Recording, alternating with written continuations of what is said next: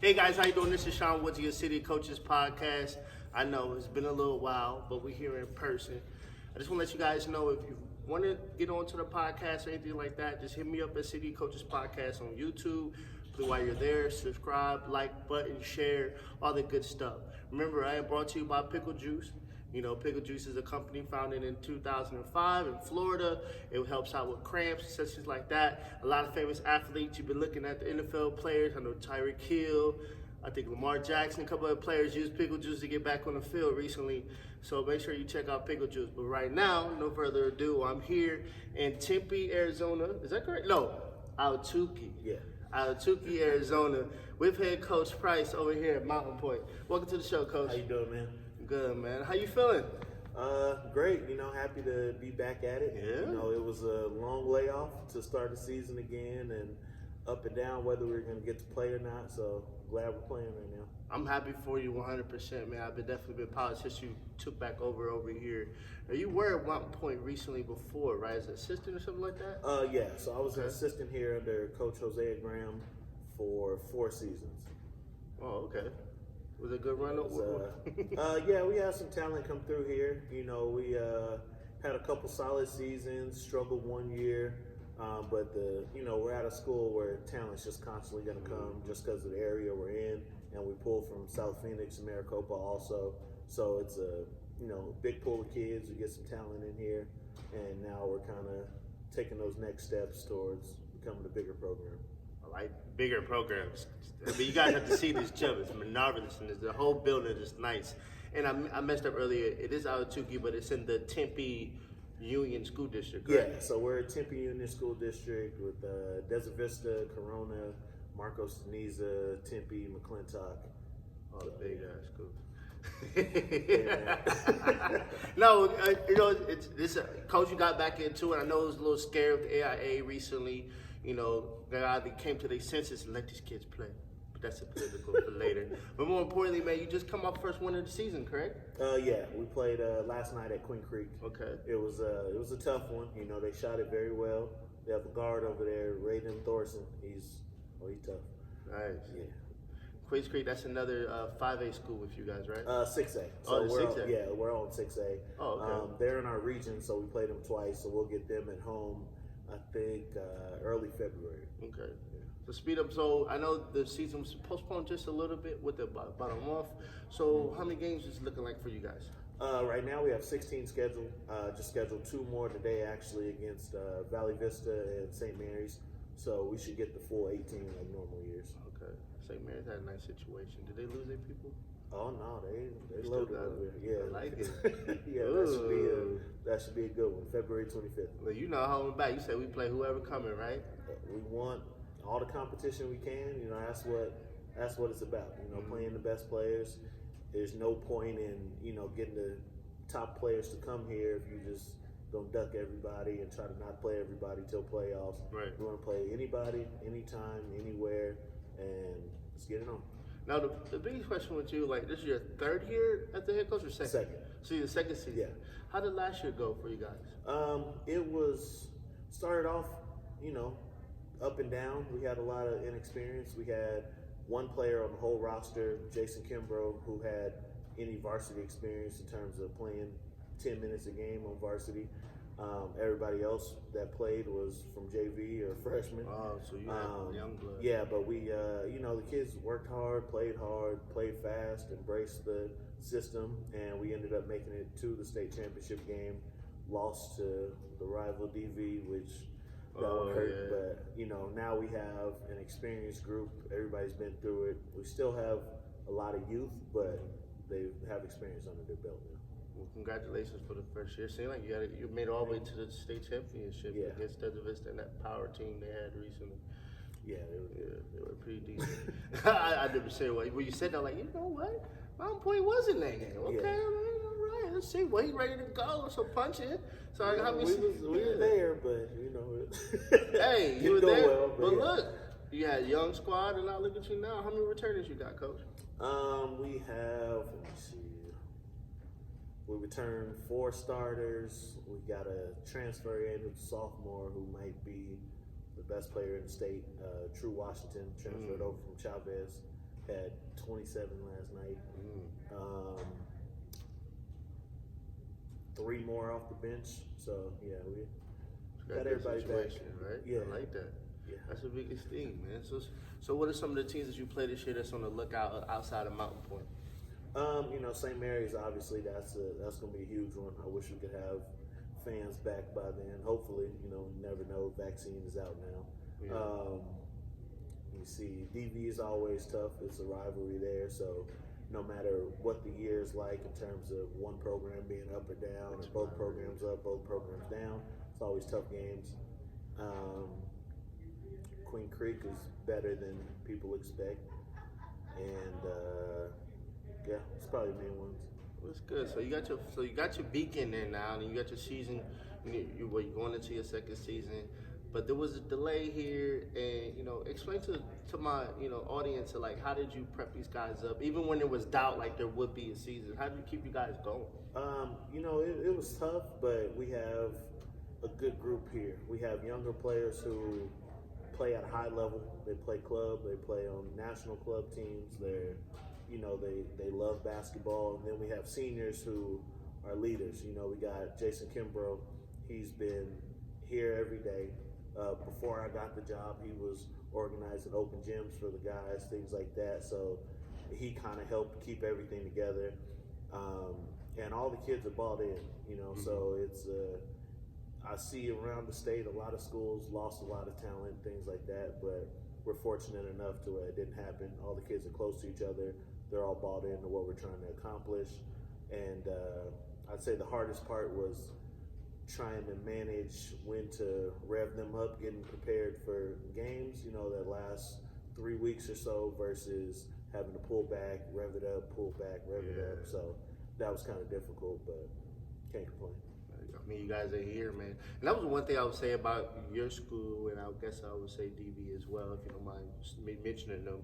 It's like the fact that you guys actually look like you're like in the community. Like it's actually like it's apartments and it's houses.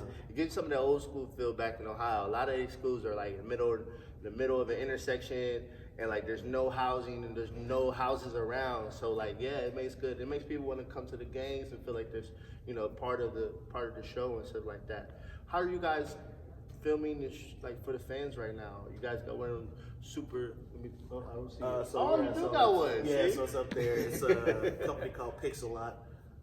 Shout out to them. Shout out to Pixelot. Real talk. They film everything from practices to games. You can turn that camera on, and it loads to NFHS website, and people can just pay the subscription, go in, watch games.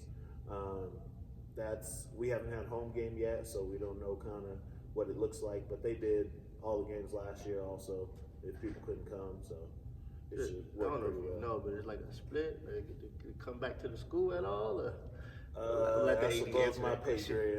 I'll let the AD answer. It don't come to my pocket, so I don't know. No, they're saying parents want to know where their money's going, but but I've come across a lot of these gyms, and a lot of them are starting to get into that, stuff like that. They're trying. You guys are trying 100%. We did talk about you having a coaching association. Can you highlight the association and how beneficial it is, and what are the things you guys done so far? Yeah, so it's the Black Coaches Association of Arizona. Pretty much we're seeing the scarcity of black coaches along with not having the representation that we'd like to have in the community in Arizona basketball, whether it's when it comes to decisions on how we're going to play, rules and regulations we're going to have, to off-season leagues, things of that sort. We're seeing a lot of the minority coaches in the state, a lot of the black coaches are at Phoenix Union schools or Tolleson schools or schools that aren't always the first to get a call to be included in things. I'm fortunate enough to be here. Last year, Coach Gino Crump was at Desert Vista. We're fortunate enough to be in schools that if you want to throw an event and have the top teams, you pretty much have to call us, but a lot aren't in that situation. And we're finding that it's, they're quality coaches, they're putting their time in, they're building programs from the ground up with no resources, and they're not able to jump and get these bigger jobs in these communities, whereas you'll see a coach, not to call anybody out, so I'm not going to say any names, but you'll see a coach have 4 straight losing seasons, get fired, and jump to another 6A school right back, like with no layoff. Whereas we see, black coaches, Coach Crump last year, he had one incident, gets fired mid-season, comes back, wins state championship, and is gone the next year anyway. You got Coach Doug Harris, he was at Desert Vista when I was in high school, wins the championship, and, is gone shortly after that. So it's it's about having more of a voice and more support from one another. So that's what we're trying to build. Well, congratulations. I hope any coaches that want to get involved and, reach out to coach. I'm sure at the end we'll talk about your handle and stuff like that. But yeah, that's very important. I mean, even with my situation where I did coach 1 year when I first moved to Arizona down in Tucson, and obviously the dynamic is a lot different. But it was like, man, I don't have anyone to reach out, just even for emotional support, something like that. I mean, I came up here and things changed, obviously, even though I retired, but it still was like, I meet this coach, meet this coach, meet this coach. Yeah. But then do you think about it in a bigger scale, though, it's still a small minority in the situation where you get an opportunity. You see that everywhere. You see that in the pros, you see that in high school, you see it in college. Like, it's just opportunity. So definitely having an association in high school sports for, black coaches 100%. So definitely coach will share his handle at the end of that, man. Definitely appreciate it. I wanted to talk about that. I was like, I'm going to get them on here and get these coaches out here. And any other coaches that want to get on with definitely. Please. Yeah, man. If you coach youth basketball, you coach women's basketball, men's basketball, you coach college, anything, we need all hands on deck. The more support, the better. It's going to take all of us to really get a strong voice in this community. That's good. Now, I know we just had an inauguration today for our new president, and how involved are your kids, like, teaching your kids about like what's going on in the world and how you make sure they still home, because you have a mixed crowd in your school, and make sure that they're still brothers on the court no matter what may be going on home. And do you have any of those issues or anything like that? I mean, the good thing about, you mentioned a community before, like we're in Ahwatukee, it's a community.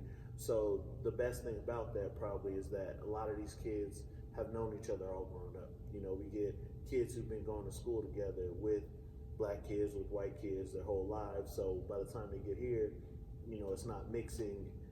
You got kids who don't know each other. And club ball actually helps a lot too, because kids all play together, play against each other.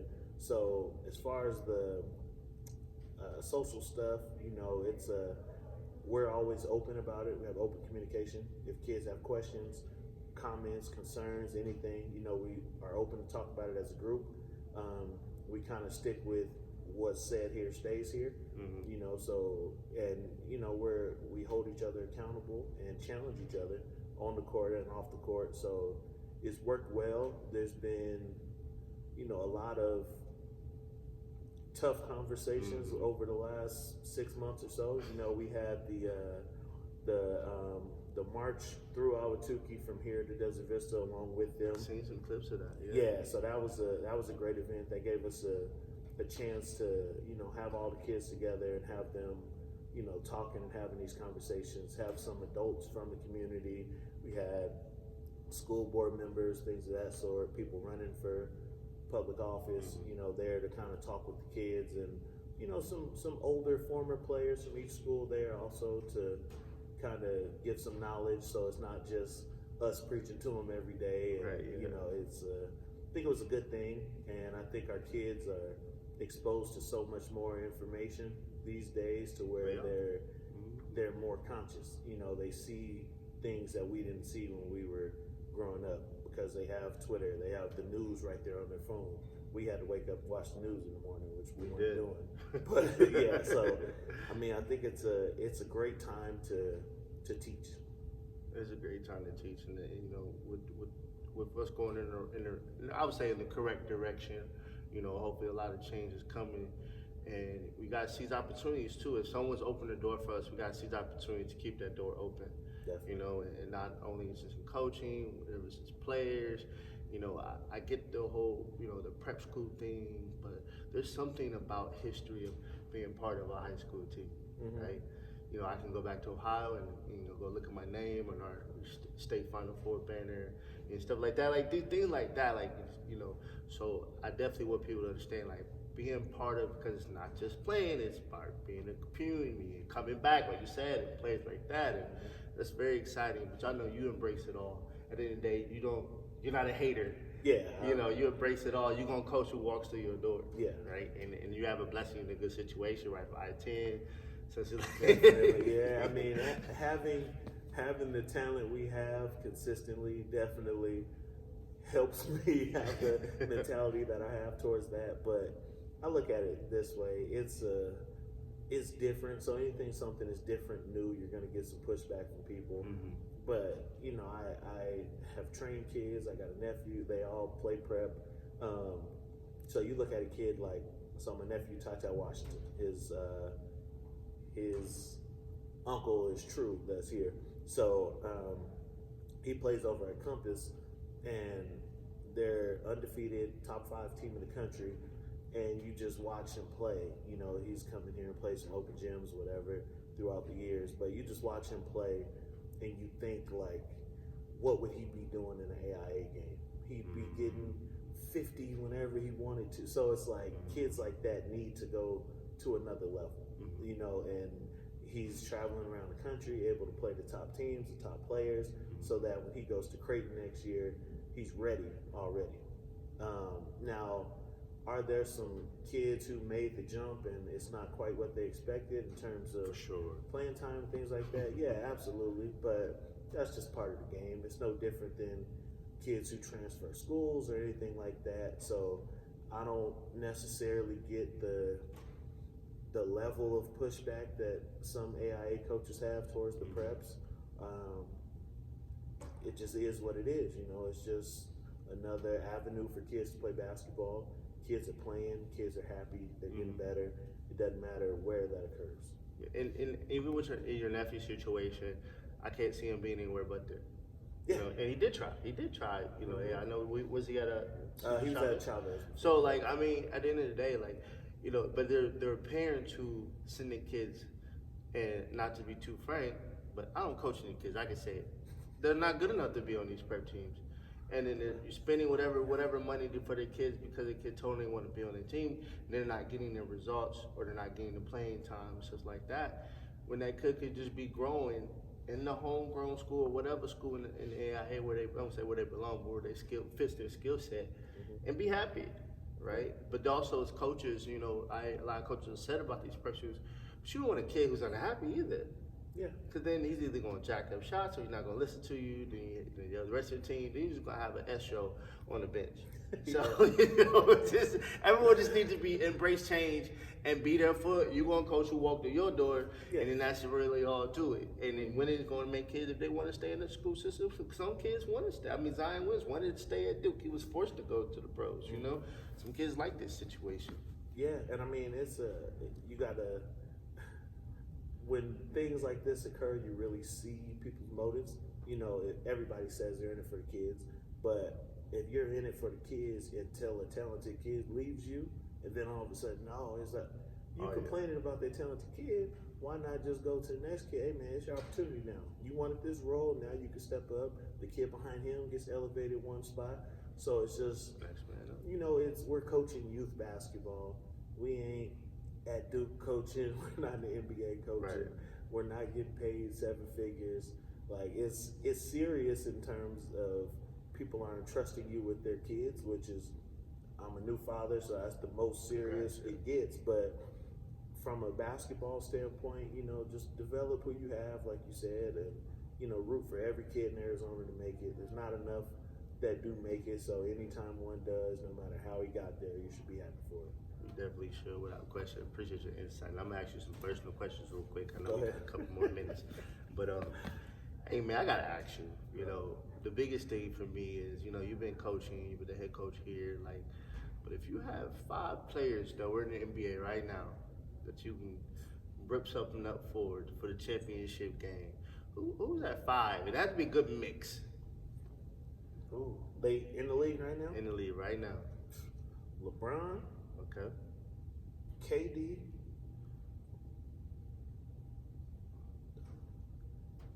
Anthony Davis,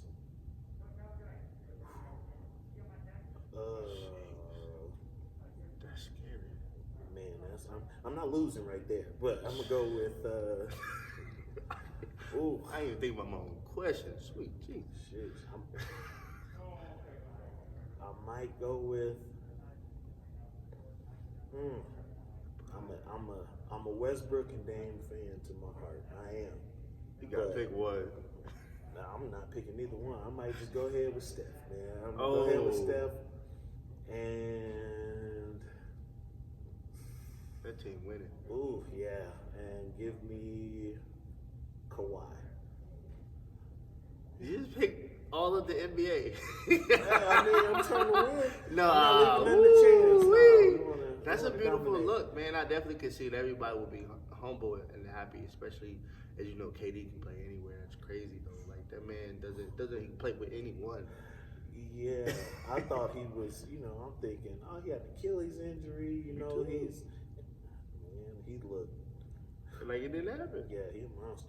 Like it didn't happen. It didn't. I'm a Lakers fan, but it got me a little stressed over here. I might lose some hair like LeBron soon. Man, let's see what Kyrie do tonight, man. Let's see what he do, 100%, man. So, in your coaching, who has been some inspiration for you in coaching?